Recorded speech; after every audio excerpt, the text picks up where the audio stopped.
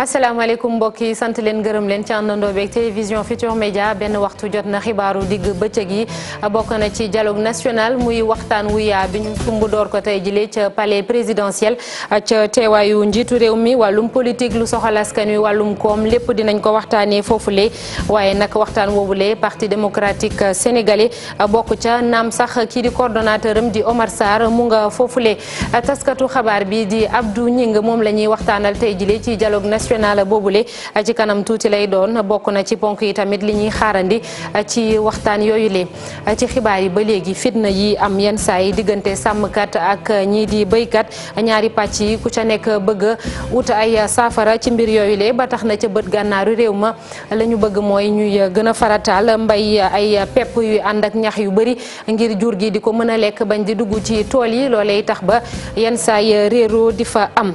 yokkute du am ci li ñuy jëfandikoo ci marché bi rawatina ci jamono ji ñuy wàcc korité mu di ay kaddu yu tukkee ci jëwriñ bi ñu dénk wàllum jënd ak jaay Aminata Assome Diatta di ci dolli ni autorité de régulation des marchés dina def kéem kattanam ba du ñu nemmeeku benn yokkute wala bokk sax nag du am rupture de stock li ñuy soxla ci marché bi mbokk yi loolee tënk la ne tuuti ñu yaatal ko.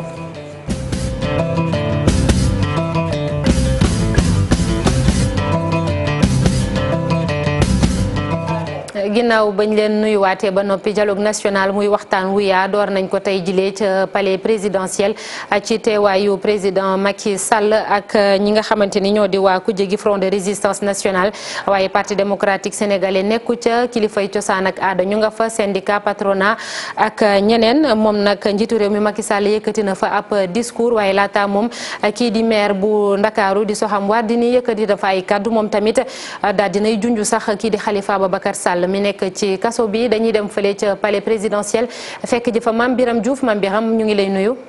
soxna Naata maa ngi lay fay. waa leneen lan lañ mën a jàpp ci ndorteel bi daanaka benn waxtoog lu topp boobu ba léegi foofu. dëgg la soxna Naata ñu ngi lay nuyu di nuyu suñu mbokku téléspectateurs yi waxtaan yi nag wax nga ko muy consensus bi nga xam ne tey bëgg nañu ko am ci mbooleem acteurs yi nga xam ne tey ñoo nekk ci réew mi bu ñu nee acteur nag ñi nekk ci langue politique bi la muy ku jigi di nguur gi noonu la yi waaye secteur privé kilifa diine kilifa aada yi ak yeneen organisation yoo xam ne tey naata ñëpp ñu ngi dugal seen loxo ci di tax réew mi ëllëg ak tey jàmm am sax ak naataange bi nga xam ne nii moom lañ ci bëgg lu jëm ci jiite waxtaan yooyu nag nga xam ni mooy dialogue national bi niñ ko waxee sànq ci liggéey diisoo nga xam ne ni dox na ci diggante président Macky Sall ak mboolem acteur politique mu doon loo xam ne nag lu ñu leeral la maanaam kon du tey président Macky Sall moo tànn ci boppam nga xam ne ni mooy kilifa googee di Kama Ibrahima Sagna waaye waxtaan na ci diisoo la ak ay acteur politique mu kii li nga xam ne sax mooy dëkkuwaay ñëw feddali ko kon ñu tànn fa nga xam mooy Kama Ibrahima Sagna ancien ministre ancien président conseil économique social kon mu jiite dialogue national googee ñuy wax am na nag ay kàddu yoo xam ne yëg dañ ko fi waxoon sànq ci mel ni maire de Dakar bi Soham Wardini ñeel fitna yi ñuy teg kon rawatina jigéen ñi ñu xool daan yu gën a dëgër ni ko président Macky Sall sax bëggee it ñu xool loolee ngir jàmm mën a am waaye it mbirum Khalifa Sall wax na ko président Macky Sall tontu ko ci tontu boo xam ne ni xamal na ni du moom moo yore yoon te tànk yoon noppiwul ci mbirum nit moom mënu ci abdu maanaam grâce nga xam ne ñaari dinañ koy wax faral di tudd mbirum Karim Wade wax nañ ko fi waaye la nga xam ne moom de croix wax na ko muy loo xam ne bëgg na ko rek ci waxtaan yi mooy mu doon ab sincérité ci waxtaan yi ndax bu sincérité boobee amul lépp lu ñuy natt jamono ji kon du lu ñuy toxal Oumar Sarr it soxna Naata leeral ko ni teew na ci waxtaan yi fii xam le ni du turu PDS la fi nekkal ndax PDS am na communiqué bu mu génnee di xam ne ni bokk ci waxtaan yi ndax am na lu muy xaar ci diisoo ci préalable waaye loolee amul parce que teewul mais moom mu ne à titre personnel la fi teewee ba tànk bu mu jëlee kàddu leeral na ko mais nag mu am ab division boo xam ne mën na ni am na ci biir PDS ndax fekkee ne ki nga xam mooy Oumar Sarr tegu ci président Abdoulaye Wade ñëw kon teewal ci boppam wax ci waxtaan yi nga xam ne du ngay amal bu ba léegi toxal dialogue bi kon daal war nañu xool it acteur politique yi division yi nga xam ni war na mën a am ci biir PDS ba tey jii moom mu teew fi te ñeneen ñi nekkul bi kon daal soxna Naata ñu ngi wéyal waxtaani ci liggéey gi di am yaakaar ne ni ko président Macky Sall waxee muy ci format ak règle du jeu yi nga xamoon nañ ko définir muy modalité composition ak fonctionnement dialogue national bi xam naa bu ñu jógee ci tey waxtaan yi dinañ ko suivre ba nga xam ne lépp rek dina mën a yem. jërëjëf Mame Birame Diouf nekk fële ca palais présidentiel waxtaan bi dafay wëy tey kon ndorteel bi képp la foofule Abdou Gningue di taskatu xabaar nekk analyste jiite tam président club de la presse ñu ngi lay nuyu. di la jaajëfal ci teew bi dégg nga ko kon waxtaan wi door na sànq fële ca palais présidentiel waaye xañ na li mat a leeral mooy boobu ba léegi dañuy wax dialogue politique bi naam door nañ ko waaye yëf yi du politique képp ndax loolu faaw ñu leeral ko ci bopp sénégalais yi li leen yitteel ci wàllum koom ak yeneen yëpp dañ koy waxtaanee. wax nga dëgg Naata man je crois que defe naa ne politiciens yi waruñu jël nit ñi en otage ndax ci suba rek déglu naa benn ci politiciens yi bu ñëw ne moom foogaloon ne nii la yëf yi demee moom dafa foog dañuy tëju ci néeg wax yëfi politique dégg naa ko man damay déglu en direct ma defe ne buñ nee dialogue national mais nation bi du politicien rek ñëpp a ci bokk te man su ma yaram dafa daw bi ñu ubbee teg hymne national ñëpp di ko wëy su ma ne su ma yaram dafa doon daw loolu wane na la rek ñun ñëpp benn lañu lu mun a xew ñëpp dañu war a ñëw teewe et maa ngi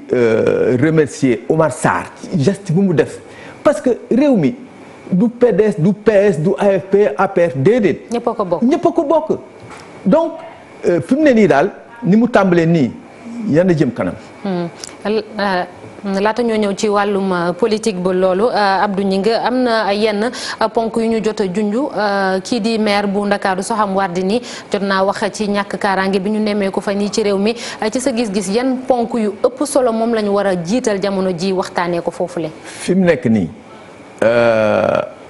jikko yi war nañu seet. président Macky Sall wax na ko tam. jikko yi nañu seet naka la ñuy defaraat jikko yi mu tàmbalee ci kër yi ba ci biti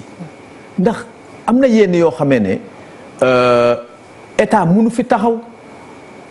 damay jël kaawu madame Fatoumata Ndiaye bi nekkoon conseil économique. kooku chauffeur am nekk confident moo ko rey kooku est-ce que état mënoon na yëg loolu xam nga moo tax yëf yi ci jikko yi la nañ ko tàmbalee ci kër yi génn ak moom ci biti bu njëkk loolu moo amoon bu njëkk mag ñi loolu lañ doon def ensuite mais koom-koom moo yor yëpp koom-koom bu amul ci réew dara du fa baax yàlla nag xewal nañu jund nañ ko léegi affaire pétrole beeg gaz bi yàlla dimbale nañu loolu bu antoo man defe naa ne réew mi ci kam lañu donc éducation jikko yi mbiru koom-koom il faut di politicien mais kooku beneen affaire la gis nga sénégalais yi bu politiciens yi di daje di wax ñoom duñ ne sax déglu te d'ailleurs loolu ci àdduna bi yëpp wërngal këpp léegi police kenn dégleetu leen c'est France bi ci passé nii seetlu ko parce que dafa nekkoon di am ay 100 députés léegi ay 3 ou 4 5 députés parce que nit ñi wóolootuñu politique. te ñoom li leen yitteel mooy seenuy dund li koy jëmal kanam wax nga ko ci wàlluma koom ak wàlluma kaaraange ak lu ni mel. mais loolu mooy àdduna mais jël àdduna def ko politique déedéet. te man dama seetlu dara boo déggee politiciens di ñaxtu mosoo dégg ñuy ñaxtu fan la ñuy ute ndox ba ndox mi suñu village ba nekk fële biir Sine naka la ñuy baree ndox naka la ñu gàncax bi déedéet processus électoral mais loolu du àdduna du àdduna politique du àdduna naam ci la mais diisoo bi moo ëpp lu ne diisoo bi dafa ëpp lu ne parce que lii du guleet gis nga bi ñu nekkee xale ci indépendance place publique yi ci dëkk yu ndaw yi dafa amoon ay haut-parleur yu ñu takk am na yenn émission yi bu amee comme ñu ngi ci grand place dañ koy ubbi xam nga boobu xam nga rajo yu ndaw amul. transistor amul mais loolu pour nit ci bu ñu dégloo loola ñu diisoo ci wax seen xalaat. loolu mooy àdduna te du affaire politique rek. affaire koom-koom. jëm ci kanam maanaam penco daal toog waxtaan penco loolu dafa nekk ci ADN nit ku ñuul mooy suñu ADN boo seetloo Serigne Dakar lu ko indi fii Serigne Dakaru dafa ñëw fekk ni ñi feewaloo ñii wax fii jëm fële mu jóge kokki xaw ma fan ci dëkk Kayoor ñëw fekk leen taaj leen waxtaan ak ñoom jubale leen ñu ne ko yow nag yow yaay nit ki yow la ñu jël looloo indi Sëriñ Ndakaaru bu doon diisoo loolu dina am donc diisoo bi encore une fois dafa war a sax te man defe naa ne lépp nag la ñoo discuter dañu ne tout li ñuy wax tout avec un grand T dialogue national du dialogue politique national déedéet dialogue national lu ne mu ngi ci politique bi yaa ngi koy wax Abdou Gningue nga ne yaa ngi rafetlu bu baax a baax teewaayu Omar Sarr moom mi coordonnateur bu parti démocratique sénégalais naam sax secrétaire général bu Abdoulaye Wade génn na communiqué démb ne moom du ca bokk ndax li mu doon sàkku maanaam fulaaluñu ko loolu la gis ndax lii dafay xaj na wane ni parti démocratique sénégalais dafay gën a deltu ginnaaw wala dafay gën a néew moom képp ci ruxam ci échiquier politique bi ci Sénégal. mais xam nga loo xam ne ñëpp a fa daje nga ne man bokkuma mel ni bokkoo ci réew mi te luñ fa dogal ne yoon wii lañ nit ñi jaar te yeneen but fii yow fii ngay jaar foo jaar feneen boo fekkee woon nag nga ne dañ ma def lii non defe naa ne responsabilité boo nekkee njiitu parti xamal ne doo nekk kenn. ñi la wër yëpp ay milliers de personnes mais ñu bëri seen xel waa PDS am na seen xel ñoo xam ne ñu nga ca kii ba ca assise Omar Sarr li mu def dafa jël responsable te PDS boo ko gisee fi mu nekk nii man def naa ne est-ce que PDS presque amati na parce que lii coordonnateur général bi dem na fekk ji yëf te parti am def communiqué ne bokkul waaw kon parti bi anamu. kan moo ci desati. waaw lan moo ci desati. loolu ma jaaxal de donc man je crois que homme politique yi encore une fois ma dellu ci loolu bu ñu defee ne Sénégal mooy yëfu politique lañ ci war a wax nañ utal lu jëmale nit ñi jëm kanam moom laa ci gis te dégg naa léegi ci délégation opposition bi dégg naa ci dara man dama tikke sax mooy les marchands ambulants. mais marchand ambulant lu ko yóbbu ci ay opposition yow marchand ambulant da ngay protester mais yow peut-être bokkal ci société civile wala nga bokk ci UNACOIS wala ñeneen mais ba ma ko déggee dama waaw mais ñii xam nga. politicien mais des fois ñu toog tamit Abdou ñu ngi gis ay jàngalekat ñi naan ay républicain lañ wala ñi naan ay réew mi lañ bokk ñi naan ay libéraux lañ bokk yàgg na ñu gis lu mel noonu. non xam naa ko mais nag booy yëngatu ci koom laa wax. comme moo la war a yitteel. voilà comme moo la war a yitteel pas politique. yow marchand ambulant bi lan la mooy kiy jaay ci mbedd mi yow da ngay jaay demuloo bokk UNACOIS wala nga bokk ci yeneen syndicats yi nga xam ne ñu ngi mais ñëw bokk ci parti politique yi loolu ma jaaxal te xaw ma nag que je sache ñooñu est-ce que parti politique la léegi. man loolu ma jaaxal de. Abdou Gningue ngir jiite dialogue bi waxtaan wi tour bi mujjee génn Famara Ibrahima Sagna lan mooy ci sa xalaat ci tànneef boobu li am na yeneen tour yu ñu génne woon avant waaye dafa mel ni bii ci ñu bëri ci la ñu ànd. waaw Famara defe naa ne moom dafa le consensus national. naa la wax benn kii gis nga bi ñu ma njëkkee nommé agent de presse sénégalais directeur général. nga nekkoon directeur. la ma njëkk a def mooy ma au conseil communication Famara Ibrahima Sagna ne ko dama bugg a dajeek moom. parce que seet naa ba xam ne exemple modèle la dafa kontaan keroog vraiment c'est la première fois ma gis directeur bu ñu demee nga ñëw seet si ma ci affaire loolu man loolu rek laa ko soxla donc pour te dire que nit koo xamee ne dafa maandu mun a jël responsabilité te décision bu mu jël ñi koy contesté du bëri de. parce que dafa nit ku maandu kenn xamalu ko parloo kenn xamalu ko dara. vraiment c'est un bon choix et heureusement président li mu wax ñële aussi loolu lañ wax donc normalement dialogue bi soxna. war na jur loo xamee ne njëriñu Sénégal la. liñ ciy xaar yëpp war nañ ko ci mën a def wala mu romb sax dialogue bu mujj bi muy 2016 bi nga xam ne moom lañ fi defoon. absolument voilà bon dialogue bi 2016 bi mais là xam nga boo amuloon commission cellulaire. mais fii bi yoon. day am espèce comité de suivi. c'est beaucoup plus structuré. plus structuré dégg naa président wax affaire atelier. xam nga. donc ñi nga xam ne affaire koom fii la waa politiciens yi fële syndicats yi fële donc ku nekk indi sa xalaat ñu def ci pañe bi ñoom ñëpp ñu segg ko génne ay décision ne ko président lii la ñu décidé te président nee na la cay génne dina ko doxal waaw kon kay alhamdulilah la ñu war a wax. xam nga weeri koor wee ko indi. jërëjëf Abdou ñu ngi di la sant di la gërëm. mu di taskatu xabaar jiite tamit club de la presse nekkoon directeur général bu APS ñu doon waxtaanee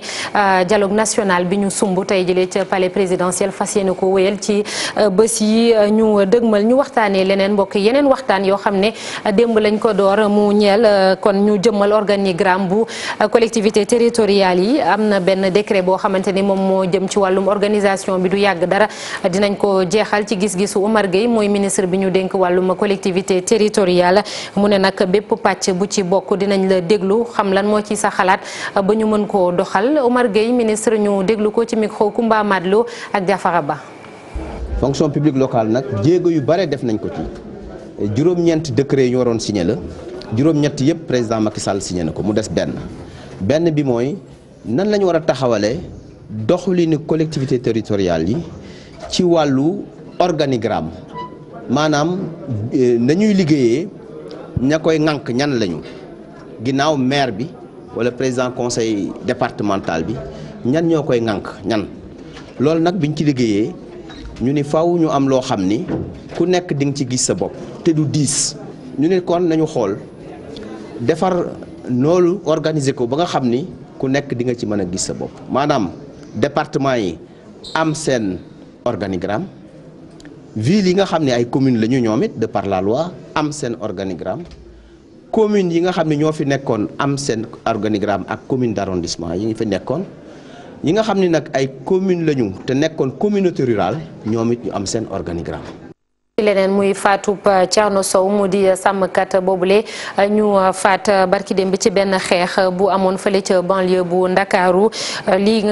bi di mbootaay bi ëmb ñi di sàmmkat yi nekk ci littoral bi nag di ko ñaawlu bu baax a baax ñu ne dañoo sonn ci congu yi am ci kaw sàmmkat yi le ñu demoon démb ca Déni Géej Sud ngir jébbal seen njaal njabootu Thierno Sow moomu le ñu déglu ci Siley Sow moom mooy secrétaire général bi ci micro Ousseynou Thiam ak Ahmadou Bamba Samb.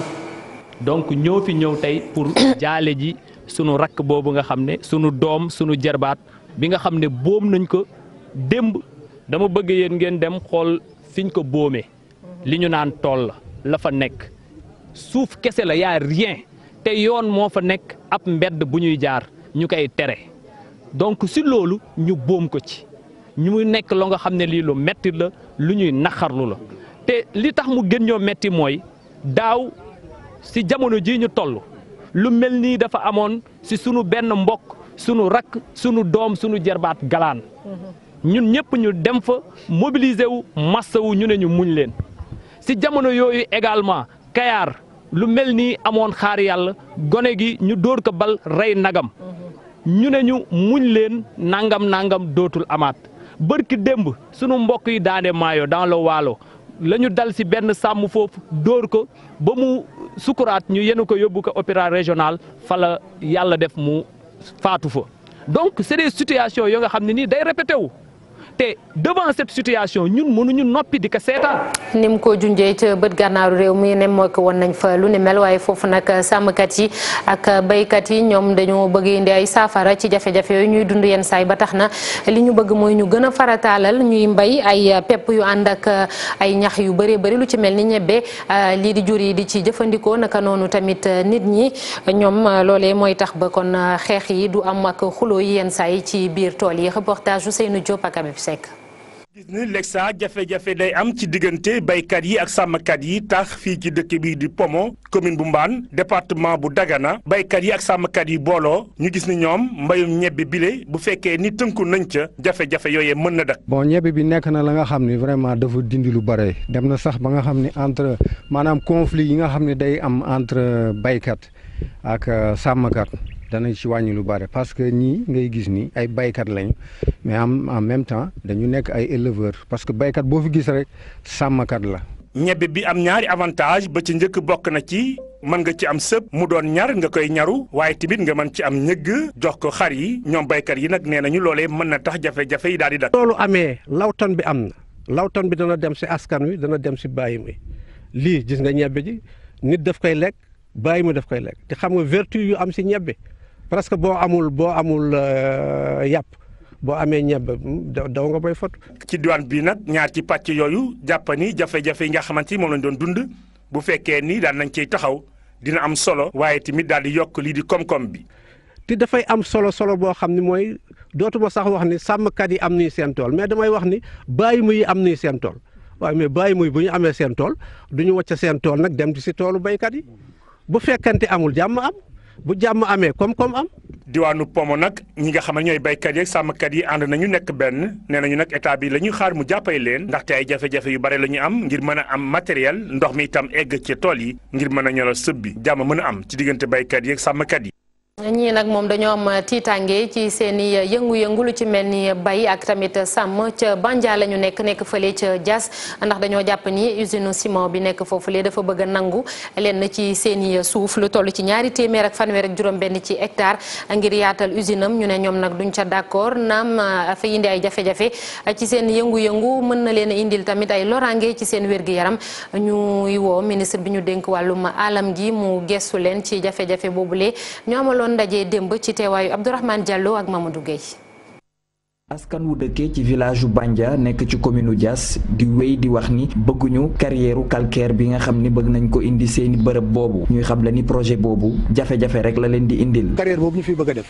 bu ñu ko defee suñu loraange kese la du amulul ñu benn njëriñ parce que loraange bi mooy que ni àll bi ñun ay kaw-kaw lañu ay béykat lañu ak ay sàmm. béykat ak sàmm nag fu mu nekk àll il faut mu nekk sa wet. koom amatu fi parce que boo nee àll di nga ne gàncax ba fa nekk. fii dañ fi doon am buy lem daf fi doon génnee séddéem bi fi mag ñi doon for sump yi matt mi ñuy toggee sax mënatuñ ko am la ñu wax mën a wax. suñu doom yi nekk si école bi fii poussière rek la ñuy noyyi oto yi duñ leen bâché carrière yi bés bu ngelaw jógee ngelaw lépp si biir dëkk bi la dem béykat yi mënatuñu am mango parce que mango tóor-tóor ak poussière àndut. ñax mi nag yi mënatuñ ko lekk parce que poussière bu tagee si ñax nag du ko lekk mais kon ñun baa doole fu ñu jëm. nguur gi nag jël la lu ëpp 200 hectares ci forêt classée bu Bandia jox ko cimenterie bu Sahel ñi nekkee ci usine boobu sax di xamle ni am nañu kayit yu war a mën a tax ñu tàmbale seeni liggéey. sànq bi may wax nee naa leen ciment du Sahel du def lenn loo xam ne autorisé wuñu gis nga forêt classée bii Eaux et Forêts moo koy gérer mosuñu see mos a teg suñu tànk. te ñaanuñu autorisation Eaux et Forêts dem nañ ba signé ak ministre de l'environnement protocole d'accord loolu yëpp pour mën a nekk alors si légalité defuñu lenn loo xamee ne alors tàgguwuñu si autorité administrative yi askan wu dëkkee Bandia ak kilifa wu ciment du Sahel ñoom ñëpp ñoo doon toog di waxtaan ngir ñu mën a déggoo waaye askan wi li mu wax dafa leer projet boobu bëgguñu ko. jërëjëf Abdourahmane Diallo li ñuy faral di nemmeeku mooy feet buy jub si boo demee ca marché ba ay li ñuy jëfandikoo lu bëri dafay yokku waaye kii di jëwrin bi ñu dénk wàllum jënd ak njaay di dalal xel yi Aminata Som Diatta ne benn yokkutee du am mu cay dolli sax ni autorité de régulation des marchés dina def kéem kàttanam ba rupture de stock du am maanaam li ñu soxla lépp bu ñu demee ca marché ba dinañ ko fa fekk moom Aminata Som Diatta ñu déglu ko ci micro Aminata Mbari Sow ak Amadou Ba. directeur général ARM defoon na ci fan yële ay sorties wane ni marché bi nekk na correctement approvisionné donc fu mu ne nii amuñu lenn loo xamante ne mën nañ cee tiit donc te xam nga ni bu marché bi amee ay produits yu doy donc du am tension si prix yi donc am nañ yaakaar ni incha allah dinañ dugg ci fête bi ci jàmm ak salaam. dem ca Ziguinchor étudiants yi nekk foofule bu Assane Seck ñoom nag dañuy ñaxtu tey jile ba takk ay morceau yu xonk li ñu bëgg mooy ñu fay leen seen bourse première année ak ñi nekk master loolee laataa ñuy dem fête ngir korité ñu déglu ki yor seen kàddu Aliou Diédhiou lay wuyoo ci turu Boubacar Diassi. mooy que tey dañoo ñëw tey pour ñaxtu encore une fois pour wax population bi wan Sénégalais yi wan suñu papa yi wan suñu yaay ni université Assane Seck ba léegi ñun si ay jafe-jafe. tey boo xoolee tey ay étudiants yi nga xam ne ñi ngi première année mooy ñi nga xam ne ñoom ñoo soog a ñëw université nii ba léegi mënuñoo fexe ba jot seen bourse te loolu doy na waar da ngay gis am na étudiants yi nga xam ne ba léegi bu ñu wooyee seen waajur ne leen ba léegi jotaguma bourse dañ leen gëm parce que mënuñoo comprendre ni yeneen université ñi ngi jot seen bourse Assane Seck étudiant première année ñi ngi fii ba léegi mënuñoo fexe ba jot seen bourse boo waxee sa pap wax sa yaay du la gëm lu ñuy duggee biir resto sax pour lekk problème la ndax amuñu ko étudiants yi nga xam ne nag yóbbu nañ la ngeen dem def master ñooñu tam ba léegi mënuñoo fexe ba jot seen bourse étudiants yi nga xam ne tam ñi ngi master 2 ñooñu tam ba léegi seen subvention yi ñooñu tamit ba léegi mënuñoo fexe ba jot seen subvention mënuñoo ko nangu léegi nag ñun lu ñu wax mooy lenn état bi na jël position na gaaw régler situation bi nu mu gën a gaawee ndax ñun bu ko réglé wul ñun dañuy jël suñu matukaay wan leen ni dañ ko war a régler ku war a dem julli sa kër parce que étudiant dañoo war a dem fet ca Thiès moom daara yi ca suuf lañ ca nemmeeku ci année scolaire ba léegi su muy 2018 mooy ay résultats yu baaxul noonu ca CFEE ak tamit ay jàngalekat yu néew lu ci bëree bëri moom moo tukkee ci revue annuelle éducation ca région boobule ña cay yëngu doon ko wan ci kanamu gouverneur bi waaye nag li ñu gis mooy ay résultats yu baax a baax ci baccalauréat bu daaw bi Cheikh Anta Diop Seylatia.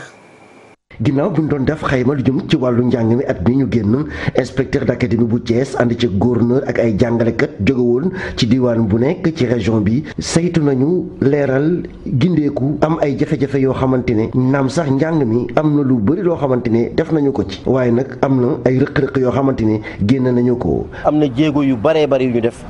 surtout ci l'examen yi boo xoolee BFM am nañ ci ay jéego baccalauréat am nañ ci ay jéego waaye am na rek ay sooxe surtout ci wàllu CFE boobu moom wax dëgg yàlla gis nañ ne day gën a wàññeeku rek. plan bi nga xam ne moom la ñu tëral ren ñu mën cee jël fépp nga xam ne sooxe na rek fexe ba nga xam ne dañ ko mën a rafetal ba système bi gën a jëm ci kanam. di jëm nag ci wàllu jàngalekat yi ci l'école yi gis nañ ne am na l'école yu bëri yoo xamante ne manqué nañu ay jàngalekat. waaw boo xoolee li mu jàngalekat yi fii ci Thiès da nga naan dañoo bari ba jéggi dayoo waaye loolu moo tax sax yaakaar naa ministère def nañ ñetti at yoo xam ne andiwuñ ñu ay jàngalekat yu génn ci centre de formation yi muy CRFP muy FASTEF waaye man ndaje yi gën a mag wax naa ko ci ne am nañu tuuti jafe-jafe ci wàllu woowu surtout ci élémentaire ak moyen secondaire. discipline yi comme mathématique comme ay philosophie yu demee noonu am nañ ci ay jafe-jafe waaye jafe-jafe yi terewul ñun wax dëgg yàlla liggéey nañ ci ak IEF yi. adjoint au gouverneur bu région bu Thiès jàjj na nag jàngalekat yi ngir ren ji nag ñu jël seeni matukaay bu bañ a am benn rëq-rëq lu jëm ci wàllu examen yi ñi ñu doon tere daaw ñu yoroon ay portable dugal ko ci l'école yi ba ñu tegoon leen loxo loolee mu bañ a am. waajal baccalauréat ren jile épreuve anticipée philosophie yi ëllëg lay doon ca région bu Sédhiou bëri na ay bés yu ñuy organiser di jàppale xale yi ngir ñu réviser bu baax a baax matière boobule di philosophie suñu ndaw la fa nekk di Bakary Konté dem na doxantu fële ca Samine Goudomp ak Sédhiou reportage. ay révision yi mag révision générale lañ nekk di amal ci région bu Sédhiou yëpp loolu nag depuis semaine bi door ba léegi loolu la ñu gis ci Sédhiou commune nag gis nañu candidat yi def nañu déplacement bu baax ñu wuy si professeur philosophie yi ci fort Pinet-Laprade bu Sédhiou. depuis démb ba léegi ñu ngi ci ay journée de révision de philosophie démb ñu ngi woon ama te ñu ngi fii nii ci fort Pinet-Laprade bu Sédhiou voilà donc dafa doon ay journée yoo xamante ne journée de révision la donc ce qui veut dire que donc li ci gën a am solo def nañ ko ak élèves yi donc en classe. organiser journée yu mel nii du ma wax ne yomb na quoi parce que dafa laaj au moins ay moyens moo tax nag vraiment dañu ngi remercier bu baax monsieur le ministre monsieur le maire Abdoulaye Diop maire bu Sédhiou. vraiment jàpp na ci baax a baax loolu moo tax aussi ñu mun koo def di remercier aussi étudiants yu Sédhiou yi nekk à Dakar ñoom tamit jàpp nañ ci journée yu baax di remercier aussi suñu administration. Goudomp Debout daal di amal ay conférence ci Goudomp commune ak Samine commune loolu nag inspecteur Olivier Boukal moo ko baaxee élèves yi. def nañ ko Goudomp mu neex lool mu am njëriñ lool ñu ñëw xaar aussi ñu ñëw Samine def ko fii aussi pour les candidats de Samine. ak yeneen gox yi ñoo xamante ne ñu ngi ci Samine te boo gisee aussi salle bi fees na xale yi ñëw nañu en masse wuy suñu et aussi xam naa ne bu ñu fay génnee aussi dañ si jël luy seen njëriñ. conseil bi may jox élèves yi surtout mooy ñu bañ a douter ci seen capacité donc ñu am lu ñuy wax confiance en soi parce que booy dem ci ay épreuves yu mel nii booy douter rek boo amul confiance en soi. day metti quoi day metti donc ñu xam ne rek li ci gën a am solo def nañ ko en classe te que bu ñu demee bac tamit duñ leen laaj loo xamante ne defuñu ko mais lucidité da cee baax confiance en soi da cee baax. candidat yi ñu ngi kontaan loolu ci initiative yi la. parce que du ñu préparé anticipé bi c'est quelques jours parce que mercredi lañ ko war a def donc conférence bi dafa am njëriñ quoi daf ñu jàppale ci examen bi quoi. épreuve philosophie baccalauréat 2019 ñu ngi ko war a amal ci mercredi bi. cosaan ak aada ak festival Salam tëj nañ ko samedi bile weesu fii ci Ndakaaru ki jiite comité d'organisation bi naka noonu it ki ñu dénk wàllum koom gi rafetlu nañ bu baax a baax festival bi ren jile ak ni mu demee ñu def ab taxaw seetlu maanaam bilan ci édition bu ren ji Aïssatou Paye ak Thierno Laurent Mendy.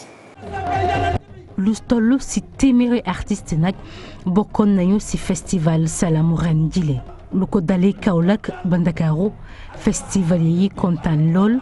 lu toll ci semaine nag ñuy woy ak di tagg yonent yàlla Muhammad sallallahu alayhi wa sallam festival bi nag ci gis-gisu président comité d'organisation bi kenn amul loo ciy wax. bu baax a baax a baax am nañ ci satisfaction parce que liñ ci am weesu na sax sunu njort. te lépp li ko waral mooy ki ko sos di ministre Youssou Ndour xam ne ñiy woy ci jëm ci Seydina Mohamed sallallahu alayhi wa sallam am nañu cër bu rëy bu ñu leen war a jox moom nag 180 artistes yu ci bokk te ren am nañu sunu mbokku Gambie yi ñëw nañ fekk ñu Kaolack foofu lañ defee seen prestation mu doon lu ñu rafetlu parce que Sénégal bi la bi ñëwee it ñoom it def nañ prestation bu xam ne diine ji yëpp benn la bi ñu jógee ci loolu dem nañu Kaolack bi ñu jógee Kaolack dem Thiès te yooyu yëpp ay coup la te may xalaat ne festival Salam dëkk bu ne war na ko am parce que dëkk yu nekk koy laaj. ñu jox leen nag ab budget bu am solo ngir rek couvrir frais yëpp initiateur du projet bi la di Youssou Ndour bàyyiwul dara. budget bi toll na ci 80 millions moo di juróom-ñetti fukki millions juróom-ñetti fukki millions yi nga xam ne Youssou Ndour moo ko jénne ci poosam jox nu ko pour ñu mën assurer frais wu festival bi yëpp ci juróom-ñetti fukki millions lu ëpp juróom fukki millions dem na ci artistes yi ak groupe yi. defe naa ni ñëpp kontaan nañu ci festival bi équipe bi bare woon na mën naa wax ni caravane la ñu defoon di dem fu nekk di installer te xam nga dafa bare frais ay frais techniques yeeg sonorisation bi ak électricité bi ñuy wàccee yëpp ñuy defar comme plaquette comme carte d'invitation comme affiche lépp ak comme aussi kiiwu jullekaay yi nappe de prière yi yëpp ay financement la yi nga xam ne macha allah supporté nañ ko. satisfaction ci plan gu nekk mu am nag ay innovation yoo xamante ne ndax nañ ko dëgmal. ren sax yàlla ko tuddul waaye am troupe bu mel ne troupe bu Fati Salama bu nekk Égypte waroon na ñëw mais question de temps la Fati Salama ñëpp xam nañ ko woy na ak Youssou ci benn album boo xam ne sax moo jox Youssou Grammy Awards bi kooku ak yeneen troupe xam nga am nañu sunuy collaborateurs yu nekk Amérique ñu nekk North Carolina at mu nekk dañ doon ñëw ren ñëwuñu mais déwén incha allah promettre nañ dellu si ak yeneen ubbeeku yu bëri li ñuy def mooy ubbeeku jéem a xool d'ailleurs festival Salamu déwén commencé nañ ko léegi ñu ngi def ay réunion pour xool déwén incha allah lan lañ mën a indiwaat loo xam ne dana doon touche bu bees Youssou Ndour kontaan na trop si c'était à refaire aujourd'hui mu defaat ko. ci 5e édition wu festival Salam bile Maroc moo doon invité d'honneur ñuy joxante nag rendez-vous année prochaine bu neexee suñu borom ngir rek gën a dëgmalaat yu bees ngir festival bu gën a amati solo.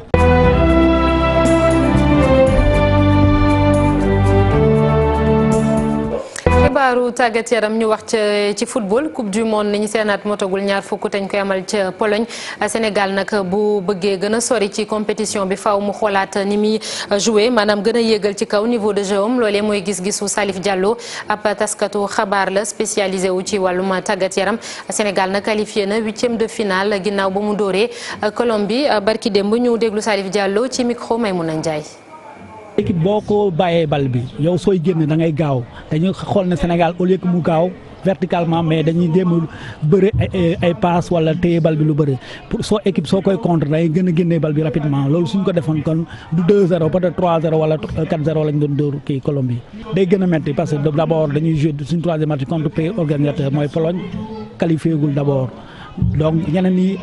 match à élimination directe la coupe la match de coupe la match de coupe d'habitude kenn mënul morom sa morom en football kenn mënul sa morom da ngay gën a xarañ nga gën a def lu mu doon def ñu multiplier ko par 5. ñu gëm ne c'est possible compétition jeune la niveau yëpp. ñu wax ci football ci tefes bi muy beach soccer équipe nationale bu Sénégal nekk stage fermé fële ca Toubab Dialaw fii ak weer bi di dee ñuy waajal bu baax a baax Jeux africains yi am fële ca Cap Vert ak coupe du monde bay am ca Paraguay fukk ak juróom-benn ci ay joueurs bokk na ci ñaar yu bees nag ñoom la ñu convoqué ngir tournoi bi am ca Praia ñaar fukki fan ak kon juróom-ñeent ci weeru juin jàpp ñaar fukki fan ak ñett Cheikh Sadibou Diarra. équipe nationale bu beach soccer mi ngi Toubab Dialaw ba weer wii di jeex regroupement boobu bokk ci seen wàccaay bu coupe du monde ak Jeux africains yi di am ca Praia ci weeru juin bi. weer a ngi ñu ngi nekk def préparation mais dañ doon def externe dañuy entraîner di dem léegi fi ñu toll nii dañuy dem Toubab Dialaw def tugg regroupement nga xam ne foofu la ñuy toog donc li tax ñuy def regroupement boobu parce que dañu war a dem Cap Vert donc Cap Vert bi ñuy dem dañ fa am beneen tournoi boo xam ne 12 équipes lay doon donc c'est-à-dire ne da ngay jouer quart de finale demi-finale finale c'est important parce que day bokk suñu préparation coupe du monde bi ñuy préparer. ci joueurs yi dem Cap Vert bokk na si ñu bees ku ci mel ni Adama Mbaye attaquant bu AS Pikine. équipe nationale bi kenn moomu ko donc équipe nationale bi équipe nationale ñëpp la donc muy Adama Meng ñoom ñëpp am na ñoo xam ne oo nañ leen ñu ñëw bi leen ooy ñu ñëw aussi tamit liñ gisagu moo si ñoom lu baax la parce que biñ leen andee ba léegi ñu ngi ñuy defal ay performance si match d'entraînement yi mais li am solo mooy match compétition yi moo tax ñu war leen yóbbu si match de compétition yi pour xool leen baax parce que entraînement ak compétition dafa différent. ci tournoi boobu ñu jàpp 19 juin ba 23 juin équipe nationale bi am na si ñaari mbébét. d'abord bëgg nañ ko gagner d'abord aussi tamit bëgg nañ changer quelques jours jox yenn jours yi seen chance parce que moment bii la ñuy mën a tester yenn jours yi aussi tamit parce que bu ñu demee ba coupe du monde am na ñoo xam ne mënuloo leen tester parce que am nañ suñu groupe pour restant bi bii dinañu permettre ñu xool yeneen jours yi mais en même temps c'est important ñu gagner ko parce que gagner bi ñu koy gagner moo ñuy mën a may pour que ñu mën a jouer ju tournoi bi nekk États-Unis parce que day nekk sur le plan 4 préparation parce que aussi tamit tournoi bi nga xam ne moom mooy ci États-Unis dina am ay équipe bu européen équipe yu bari yu mag yu fay nekk loolu da lay permettre pour nga mën a am préparation bu baax. gaynde yu beach soccer yi dinañ wegg ci Praia 17 juin bii di ñëw laata loolu dinañ wéyal seen préparation ca Toubab Dialaw. ponk bu mujj ci xibaar yi li ci yéene kaay yi la ñu ànd ceeg Mamadou Mohamed Ndiaye.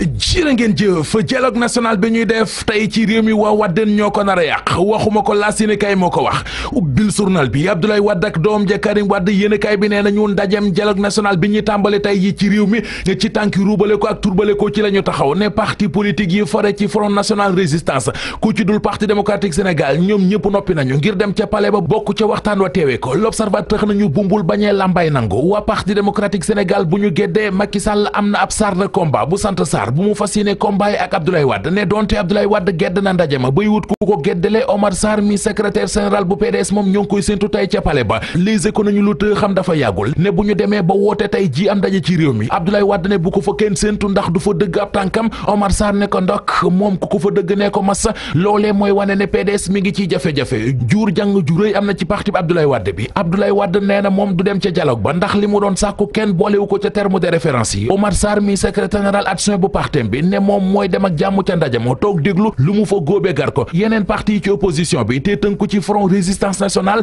ñoom Mamadou Diop Decroix la ñu yebal ca ndaje ma ànd nañu it ci Famara Ibrahima Sagna jiite dialogue bi Le Quotidien nañu foofee ñoom opposition bi ñoo président Macky Sall ñoo fa bokk gis-gis Macky Sall Famara Ibrahima Sagna la ne moo ko doy ngir doxal dialogue bi Front Résistance Nationale ñoom it nee nañu Famara Ibrahima Sagna doy na leen Rewmi Quotidien xëy dëggal xibaar bi ci xëtamu njëkk la mu fa bind moo di dialogue national bi ñu tàmbali tey ji ci talaata ji Front National Résistance bokk nañu ca nee nañu it Famara Ibrahima Sagna la ñu bëgg mu jiite mbir yi Sud Quotidien nañu dialogue national bu dul bàyyi dara bu dul bàyyi kenn la ñu woote ci kaw loolee ñi yëngu ci politique bi wane nañu ni mu war a mel lu nuyoo ci ngoro rek feeñ cib sëy dialogue national la ñu woote waaye politique bi dafa dem sax ba aakimoo ko Direct Info mel ne moom it yëg-yëg boobee la amee ba tax muy laaj ci xëtamu njëkk ndax dialogue politique la ñu woote am dialogue national Soleil national ne ko dialogue national tey jii ci la ko président Macky Sall di lancé ca palais de la République muy jëmmal woote gi mu woote woon ñaari juróom-ñaari fan ci weeru avril atum 2019 mbir yi nara doon ci teewaay ay parti politique ci teewaay ñu fara ci société civile gi ay kuréeli diine ak organisation professionnelle fexe ba dàq stress gi nit ñi di dund ci wàllu koom di ko dund ci wàllu politique ak ñoggu gi ñu nekk ci seen dund Soleil nee nañu yi bokk na ci li sabab dialogue bi la Sénégal dañu fàttali ne dialogue national boobee président Macky Sall moo koy ubbi